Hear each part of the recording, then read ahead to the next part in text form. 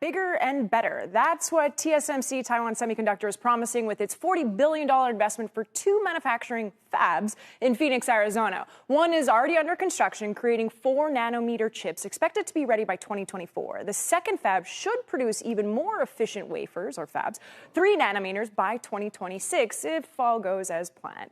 And that's roughly about 50,000 wafers per month. A fraction, though, of what is being produced in Taiwan. But the United States is determined to diversify away its production from Asia and create more advanced chips on American soil. And that also means more jobs, roughly 10,000 high-tech ones and an additional 10,000 construction jobs just over the next 4 years or so.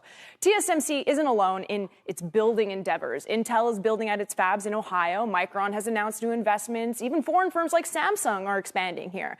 They are incentivized not only by the piles of subsidies coming from the state level and eventually the federal level with the CHIPS Act, but also the push from customers like Apple to diversify away from China.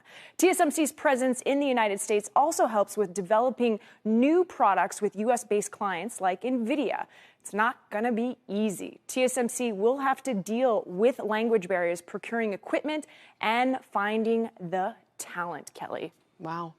Yeah, I mean, it's a challenge that Intel is also taking on, especially when it comes to the more advanced process technology. What about oversupply concerns? Because these are such advanced chips, is that not an issue just as long as they're able to execute on the plan? I guess that could be an issue 5 years from now, but that means that every single company is going exactly to plan. Intel, you brought them up. They have issued a statement to me about this because TSMC said they were creating the most advanced nodes.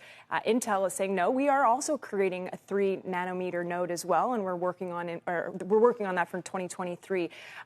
Yes, it could create an oversupply, but it's bringing it to the United States, which is the goal. The White House thinks that they could pretty much satisfy all the demand here in the United States. Not sure if that's necessarily the case, given how many little parts go into absolutely everything. But is there any dispute about whether these are, and does it matter if these are state-of-the-art chips that they're building here, or is it just, hey, any supply that we need throughout the supply chain right now goes a long way? Well, to the oversupply part, that would most likely be more at the lower level, the ones that are used in the auto sector. And so that's why it is a benefit for many of these chip makers to create the advanced ones here in the United States.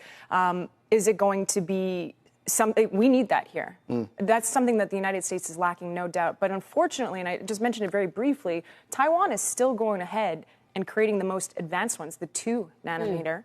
That's starting as of next year. So that's here or there? No, there. Not here. Yeah. So Samsung as well. They're going to be expanding here, but they're not going to be bringing the most advanced technology here. This is just kind of a hedge, right? I mean, Taiwan that's where it's at. That's where it gets built out. But for those kind of advanced military purposes, for graphics chips, you want to be able to have that supply, some in the U.S. in case things go south. And be able to work with U.S. companies like NVIDIA, AMD to work together and create these products. True. So that can help build that relationship.